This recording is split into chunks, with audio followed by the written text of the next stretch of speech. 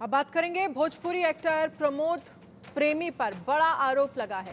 पत्नी प्रियंका ने लगाया है मारपीट का आरोप। पत्नी ने प्रमोद प्रेमी के खिलाफ एफआईआर दर्ज कराई है। पहले भी विवादों में रह चुके हैं प्रमोद प्रेमी और अब जो बड़ा आरोप लगा है प्रमोद प्रेमी पर, उनकी पत्नी ने कहा है कि उनके साथ मारपीट की गई है और इस मारपीट के खिलाफ एफआईआर दर्ज कराई गई है।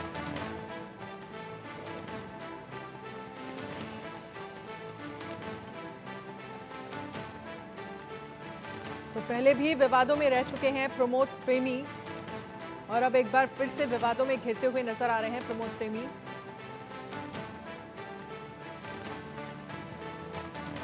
रितेश मिश्रा पटना से इस पर ज्यादा जानकारी के लिए हमारे साथ जुड़ गए हैं। रितेश, मामला क्या है पूरा?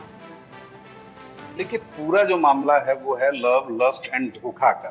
दरअसल प्रमोद प्रेमी यादव बिहार का नामी सिंगर है, बाद में एक्टर भी बन गया है और ये पहले से शादीशुदा है। 10-15 साल पहले इसकी शादी हो गई और जिस प्रियंका ने, यानी जो दूसरी पत्नी है, उसने ये आरोप लगाया है कि इसको झांसे में रखकर ये नहीं बताया गया था कि प्रमोद प्रेमी यादव की शादी हो चुकी है और इसने उससे धोखे से उससे शादी कर ली। और जब वो बार-बार कहने लगी कि अपने घर ले चलो, अपने माता-पिता से मिलाओ, तो फिर उससे मारपीट की जाने लगी। आरा में उसे बाकायदा किराए के मकान पर कई सालों तक उसने रखा और जब वो ज़िद करने लगी कि अपने घर ले चलो, क्योंकि उसे शक हुआ और बाद में उसे पता भी चल गया कि प्रमोद प्रेमी यादव पहले से शादीशुदा है। ना सिर्फ शादीशुदा है बल्कि उसके 2-2 बच्चे भी हैं। तो इसको लेकर वो ज़िद करने लगी कि भाई अपनी पत्नी का दर्जा दो, अपने घर ले चलो। और उसके बाद प्रमोद प्रेमी यादव ने कई दफे उसके साथ मारपीट की, जान से मारने की धमकी दी।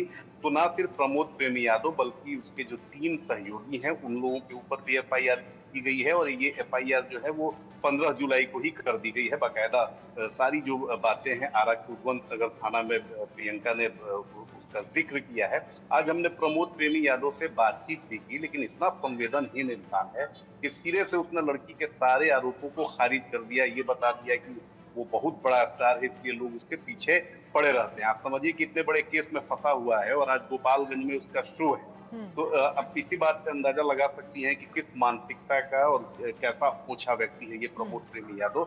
इसके गानों की अगर बात करें तो भले ही ये हिट है, बहुत हिट सिंगर है, लेकिन इसके गाने बेहद ही फूहड़, बेहद ही अश्लील होते हैं, जो आप कहीं भी आप सार्वजनिक तौर पर तो सुन ही नहीं सकते, आप अकेले में भी नहीं सुन सकते। पिछले साल ठीक एक और इस पर एफआईआर दर्ज की गई थी। सभी राजनीतिक दलों के जो शीर्ष नेता हैं, चाहे वो लालू यादव हो, नीतीश कुमार हो, प्रधानमंत्री मोदी हो, चिराग पासवान हो, दिवंगत रामविलास पासवान हो, इन सभी को कोट करते हुए इसमें बड़ा ही भद्दा गाना गया था। तब भी काफी हो हल्ला हंगामा हुआ था और तब इस पर एफआईआर हुई थी, लेकिन अपनी ऊंची पहुंच जो है उसका इसने दिखाया असर और इसकी गिरफ्तारी नहीं हुई। तो ये बार-बार जो इस पर इस तरह से आरोप लगते हैं और इस पर जो कार्रवाई नहीं होती है क्योंकि पैसे की धमक है।